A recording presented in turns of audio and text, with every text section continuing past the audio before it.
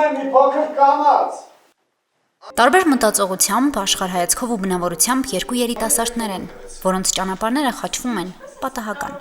Ջիլը ըմբոստ, անկանխատեսելի ու կյանքին սիրահարված աղջիկ է, որն ապրում է այսօրվա օրով, ինչպես Ազատ Թիթեռը։ Հայտնվում է երիտասարդ երաժիշտ Դոնի կյանքում հենց այն պահին, երբ վերջինս ինքնության ու անկախության որոնումների ճանապարհին էր։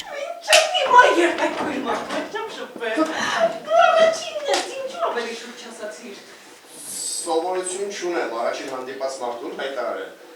Մեծ երաժիշտ դառնալու երազանքով ապրող Դոնը կույր է։ Նա առաջին անգամ տնից հեռու ընդամենը 2 ամիս ժամանակ ունի միայնակ ապրելու, ինքնուրույն կյանքին հարմարվելու եւ սեփական սահմանները բացահայտելու համար։ Նրա հստակ դասավորված, կարգուկանոնով, բայց իրականում միապաղաղ թվացող կյանք ներխուժում է իր լիակատար հակապատկերը՝ Ջիլը, եւ ամեն ինչ վերածվում է խառնաշփոթի, որն իրականում պակասում էր Դոնի աշխարհին։ Գիտես, եթե երբևէ ինձ մեկ վայրկյան տեսնելու հնարավորություն տային, ես կուզենայի տեսնել, թե ինչպիսին եմ ես։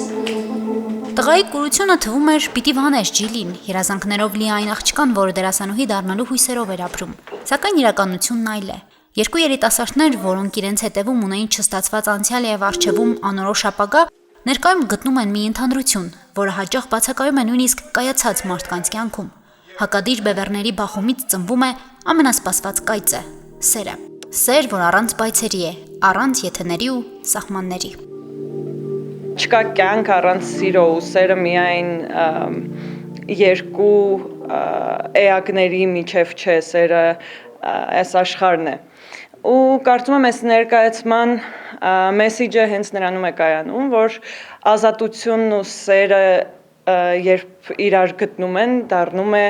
շատ գեղեցիկ թռիչք։ Սերը միշտ ակտուալ թեմա է, անկախ իր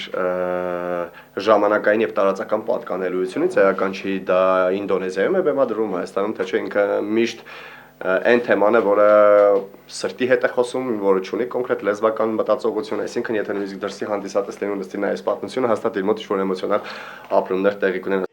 Իդեալական թվացող սիրո ու զգացմունքների ճանապարհին, սակայն, առաջ է գալիս բախումը իրականության հետ։ Դոնի երջանիկ ու ազատ աշխարհում հայտնվում է նրա մայրը, պատկառելի ճանաչված մանկագիր մի կին, որն ակամա դառնում է այդ վարդագույն կյանքի փշրման պատճառը։ Վախենալով որդու հնարավոր հիասթափությունից համոզված է, որ Ջիլի նման մարդիկ վաղ թե ուշ հեռանում են, որովհետև իր որդու նմաններին պարզապես չեն սիրում։ Ուրախացեք մեկ ուրիշի հետ, մեկի, ում համար ձեր ուրախությունը ցավով չի ավարտվի, երբ լքեք նրան։ Դոնին անհրաժեշտ է մեկ, ով մշտապես նրա կողքին կլինի։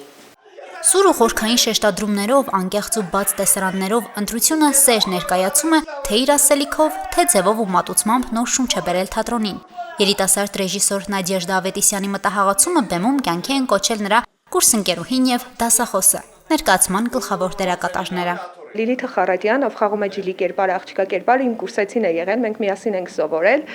Մի քիչ բարդություններ եղավ Արսեն Միքայելյանի հետ կապված, որովհետև ինստիտուտի տարիներին Միքայելյան Արսենը եղել է իմ դասախոսը,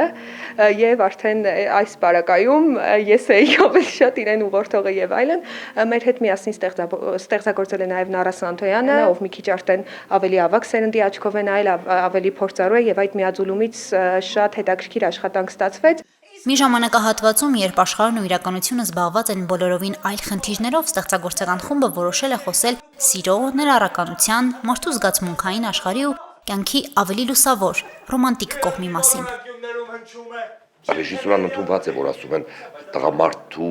այսինքն արական սերը պիտի հիմնականում զբաղվի ռեժիսորով, վաղուց արդեն այդ կարծրատիպը կոտրվել է, որովհետև մենք ունենք Հայաստանում շատ լավ կին ռեժիսորներ եւ կարծում եմ երիտասարդների մեջ ասելիք ունի ու անելիք ունի Նադեժդա Ավետիսյանը, առաջի աշխատանքը բավականին համարձակ աշխատանք է, որովհետև ճիշտ է ներկայացումը սիրո մասին է, բայց իր բեմադրավոճով, ասելիքով ես կարծում եմ համարձակ ներկայացում է։